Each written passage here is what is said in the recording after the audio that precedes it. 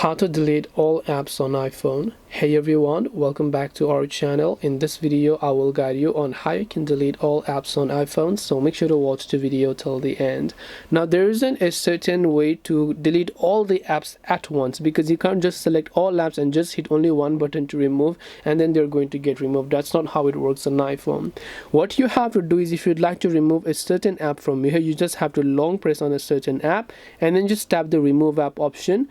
Tap on delete app to remove and uninstall it successfully, and you have to repeat the process for any of the other sorts app. Just tap on that, tap on delete app, and then tap the delete option. Then tap the minus icon, tap on delete app, and then tap the delete option over here. You can just repeat the process for any of the other apps that you might want to delete over here, and this way you should be able to go ahead and then basically delete all apps on iPhone. Hope this video was very helpful to you guys, and if it did help you, then make sure to leave a like and subscribe to the channel.